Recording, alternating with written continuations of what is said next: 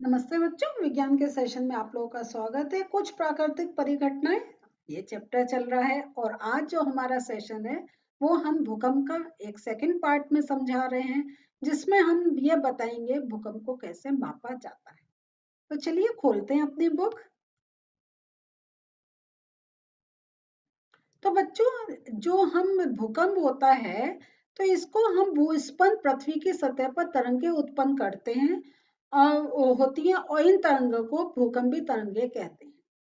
और ये एक इस प्रकार का एक हमारा एक भूकंप लेखी उपकरण होता है जिसके द्वारा हम ये मापते हैं। आपको ये इसमें दिखा रखा है, लेकिन मैं आपको एक अपनी पिक्चर से इसका पूरा एक किस प्रकार होता है वो समझाती हूँ। तो मैं अपनी स्लाइड खोल रही हूँ। तो बच्चों, आप देखिए ये भूकंप मापी है। ये एक मैंने आपको पिक्चर दिखा रहे हैं, इससे आपको और एक अच्छी तरीके से समझ में आएगा। आपकी बुक में भी फोटो है, तो एक मैं अपनी तरफ से भी दिखा रही हूँ, तो आप दोनों की हेल्प से इसको अच्छी तरीके से समझ सकते हैं। तो भूकंप की तीव्रता और अवधि का पता लगाने के लिए सिस्मोग्राफ का इस्तेमाल किया जाता है। और ये जो होता है, इस यंत्र के जरिए धरती में होने वाली हलचल को हम उसका ग्राफ बनाते हैं। और ये जो ग्राफ होता है इसे हम सिस्मोग्राम कहते हैं। इसके आधार पर क्या होता है, एक हमारा गणितीय पैमाना एक तैयार होता है। उसके जरिए भूकंप की तरंगों की तीव्रता, भूकंप का केंद्र तथा इससे निकलने वाली ऊर्जा का पता लगाया जाता है। ये तो भूकंप मापी से रिलेटेड जो आपका नोट है वो मैंने आपको यहाँ एक उसका स्क्रीनशॉट लेके रख दिया है। लेकिन मैं आपको इससे समझाती हूँ कि कैसे ये एक भूकंप का जो ग्राफ है वो कैसे बनता है। तो एक्चुअली क्या होता है, देखिए इस प्रकार की एक मशीन होती है और यहाँ पे एक ये वेट चिपका होता है और इस वेट से एक आपका पेन होता है। और ये पेन क्या होता है कि एक घूमता हुआ रोटेटिंग ड्रम, एक घूमता हुआ एक गोलक होता है जिसपे ग्राफ पेपर लगा हुआ होता है।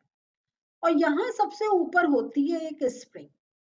तो क्या होता है, जब ये भूकंप आता है तो उससे क्या ये इस पर एक इफेक्ट आता है, और ये स्प्रिंग का पर एक, क्योंकि वो एक हमारे मैग्नेटिक वेव से भी आती हैं, तो ये जो स्प्रिंग होती है ये दबती है, फैलती है और इधर उधर भी होती है। इस स्प्रिंग ये जैसे जैसे भूकंप की तरंगे आती हैं ये स्प्रिंग हिलती है, और इस स्प्रिंग के हिलने से ये जो वेट है ये हिलता है, और इससे लगा फिर पेन भी उसके अकॉर्डिंग हिलता है।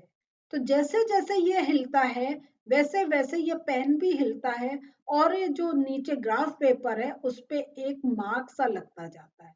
तो आप यहाँ पर देखेंगे, देखिए जब भी कभी आप कोई ग्राफ भूकंप का आपको ये ग्राफ रूप में दिखाया जाता है, और इससे फिर ये जो ग्राफ जैसे बनता है, तो यहाँ जैसे हम कह रहे हैं ना गणितीय पैमाना, रिएक्टर पैमाना जिसे कहते हैं, इसका पूरा कैलकुलेशन होता है। तब हम ये एक हमारे जो एक जियोलॉजिस्ट होते हैं वो एक उसका पता लगाते हैं कि ये ग्राफ का एनालिसिस करके कि कितने रिएक्टर स्केल का एक पर्टिकुलर स्थान पे भूकंप आया।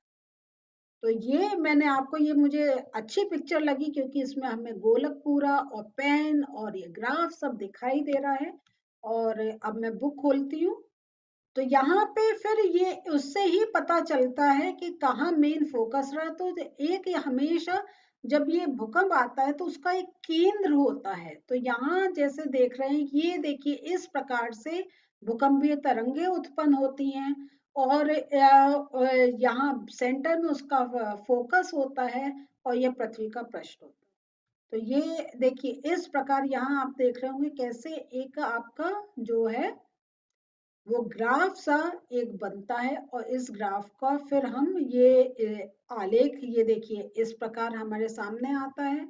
तो जब बहुत ज्यादा हुआ तो हमें पता चलता है कि यहाँ पे इस समय मैक्सिमम तीव्रता थी, और इस प्रकार हम केंद्र का पता और उसका कहाँ तक असर रहा है इसके बारे में हम पता लगा पाते हैं। और यहाँ जैसा आपको ये बता रखे हैं कि वे इन तरंगों का अध्ययन करके वैज्ञानिक भूकंप का संपूर्ण मानचित्र बना सकते हैं।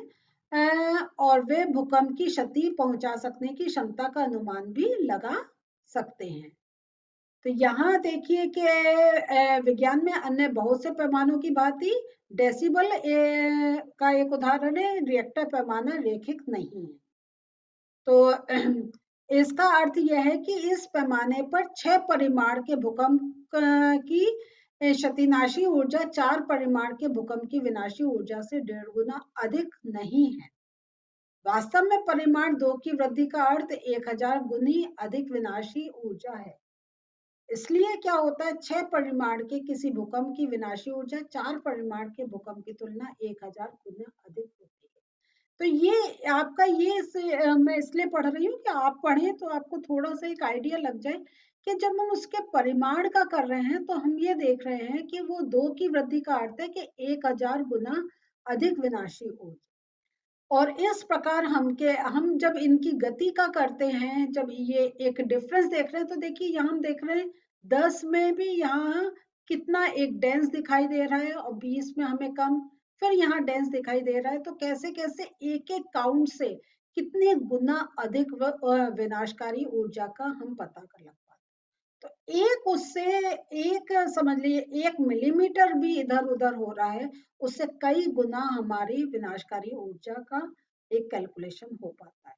तो इस प्रकार ये एक भूकंप लेखी द्वारा भूकंप के बारे में उसकी गणना करी जाती है। भूकंप से बचाव की बात करें तो ये है कि हमें ये एक मालूम होना चाहिए कि क्या क्या हम कर सकते हैं जिससे हम अपने विनाश को एक बचा सकें। तो इसके लिए क्या है कि जो जो सबसे एक बड़ी बात है कि जो हमने एरियाज आइडेंटिफाई कर रहे हैं कि यहाँ पे भूकंप आने के ज्यादा चांसेस हैं, वहां पे भवनों का डिजाइन ऐसा हो कि वो जो भूकंप है उसके जो झटके हैं उसे सह सके। और काफी अब जो नई बिल्डिंग्स बन रही हैं आप देखते होंगे कि ये अर्थक्वेक प्रिवेंटिव हैं, मीन्स उनके नीचे इस प्रकार से स्ट्रक्चर प्रदान करा गया है कि वो ज्यादा बिल्डिंग्स नहीं हिले, नुकसान कम हो। और फिर इन एरिया जहाँ ज्यादा भूकंप आने का होता है वहां पे सीमेंट पत्थर इसके मकान नहीं बनाए जाते हैं, लकड़ी के बनाए जाते हैं, क्योंकि एक बार आपका पत्थर गिरेगा ज्यादा नुकसान होगा, लकड़ी गिरेगी तो कम नुकसान होगा। तो उचित यह है कि भवनों के ढांचे सरल हों ताकि वे भूकंप निरापद हों। किसी योग्य आर्किटेक्ट एवं संरचना इंजीनियर से परामर्श करके वहां भवन बनने चाहिए।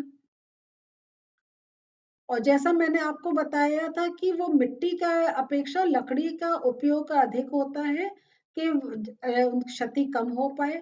अलमारियों इत्यादि को दीवारों के साथ जड़ना अधिक अच्छा होता है क्योंकि वो फिर आसानी से गिरती नहीं है। एक बाहर अलमारी खड़ी है, दीवार से अटैच नहीं है, वो एकदम गिर जाएगी जब धरती हिलेगी, लेकिन दीवार में लगी अलमारी वो काफी कुछ झटका सह सकती है। दीवार घड़ी, फोटो फ्रेम, जल तापक आदि को दीवार में लटकाते समय सावधानी रखिए ताकि भूकंप आने पर ये लोगों के ऊपर नहीं गिरे, तो प्रॉपर क्लिप्स पे उसको रोकना चाहिए। चूंकि कुछ भवनों में भूकंप के कारण आग लग सकती है तो इसलिए आवश्यक है कि जो ऊंची इमारतों में आपके फायर एक्सटिंग्विशर्स होने चाहिए और प्रॉपर एक ऐसे रास्ते बने होने चाहिए कि इन केस अगर भूकंप के कारण या वैसे आग लग गई है तो लोग वहां से इवैक्यूएट कर पाए। केंद्रीय भवन अनुसंधान संस्थान रुड़की ने भूकंप प्रतिरोधी मकान बनाने के लिए कुछ जानकारी विकसित की है। तो ऐसे ऐसे जब बच्चों पढ़ते हैं तो वो अपने कुछ ऐसे एक्सपेरिमेंट्स करते रहते हैं, रिसर्च करते रहते हैं कि किस प्रकार वो इस टाइप के स्ट्रक्चर बनाएं कि अगर भूकंप आ भी रहा है तो एटलीस्ट जो इमारतें हैं वो नहीं नीचे गिरे। इमारतें नहीं गिरेंगी तब भी काफी कुछ हम जो एक जनजीवन का, आपके चीजों का जो एक क्षति होती है उसका बचाव कर सकते हैं। तो भूकंप के झटके लगने की स्थिति में क्या करना चाहिए? अगर आप घर में हैं तो किसी मेज के नीचे आश्रय लें तथा झटकों के रुकने तक वहीं रहें। मेज के नीचे इसलिए कह रहे हैं क्योंकि वैसे आपका कोई एक बड़ा दीवार अगर आपके ऊपर गिरे, आप ज्यादा क्षति हो सकती है।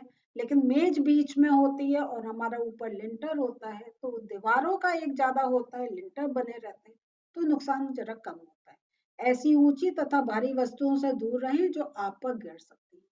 यदि आप बिस्तर पर हैं तो उठे नहीं, अपने सिर का तकिए से बचाव करें। तो अगर एकदम झटका आपको ऐसे भूकंप का आ रहा है और आप बाहर घर से बाहर निकलने के सुरक्षित नहीं महसूस कर रहे हैं, तो तकिया रखें, तो वो भी क्योंकि कुशन प्रदान करता है, तो कोई चीज गिर भी रही है तो डायरेक्ट आपको टच नहीं करेगी, हार्म नहीं करेगी। इन केस अगर आप घर से बाहर हैं तो आप भवनों, वृक्षों तथा ऊपर जाती हुई विद्युत लाइनों से आप दूर रहें, क्योंकि कुछ भी आपके ऊपर गिर सकता है। यदि आप कार या बस में हैं तो बाहर ना निकले, ड्राइवर से कहीं वे धीरे धीरे किसी खुले स्थान पर पहुंच जाए। और जब वह आपका ये अर्थक्वेक एक रुके, तभी आप वह उस स्थान से जाए। तो ये ऐसा नहीं है कि आप कोशिश ये करनी चाहिए कि जब भूकंप आए, आपका हम थोड़े से एक्स्ट्रा पॉइंट्स बता रहे हैं कि आपकी जहाँ दीवारें के जैसे होता है ना, एक दीवार ये है, दूसरी ऐसी जा रही है, तो जो कॉर्नर होता है, लोग कहते हैं वो बेस्ट स्थान होता है कि अगर आप कहीं बाहर नहीं निकल पा रहे, उस कॉर्नर पे खड़े हो जाएं, क्योंकि वो वहां पे एक आपको ज्यादा एक स्ट्रेंथ होती है और बहुत रेयर केस में वो गिरते हैं। तो कोई चीज भी अगर आपके है वो सामने गिरेगी, आपके ऊपर नहीं गिरेगी। तो और दूसरा ये है, कोशिश ये करें कि जितना हो सके जितना जल्दी आप किसी खुले स्थान पर पहुंच जाएं कि दूर दूर तक कोई बिल्डिंग नहीं हो, कोई बड़ा पेड़ नहीं, तो आप खुले स्थान पे कुछ आपके ऊपर गिरेगा नहीं, तो आप अपने को सुरक्षित कर सकते हैं। तो बेस्ट है कि अगर आपके घर के सामने कोई फील्ड है, कोई खुला स्थान है, वहां चले जाएं। घबराएं नहीं, सतर्कता लें, काफी अपना बचाव कर सकते हैं। बच्चों, आज जो पढ़ा इसके नोट्स देख लेते हैं। तो आज के नोट में भाई ये भूकंप मापी का कैसे हम माप कर सकते हैं, जो मैंने आपको पहले दिखाया था, यही आज इस समय का नोट है। इसको आप याद कर लीजिए, थोड़ा सा तो आपको पढ़ना पड़ेगा क्योंकि नई चीज है, और फिर आपको लिए इजी हो जाएगा। तो आज बच्चों ये सेशन भी एंड हुआ और हमारा ये चैप्टर भी फिनिश हो गया है। एक और सेशन होगा इसके ऊपर जिस पर मैं इसके से रिलेटेड प्रश्न उत्तर है वो डिस्कस करूंगी। मिलते हैं नेक्स्ट सेशन में। बाय।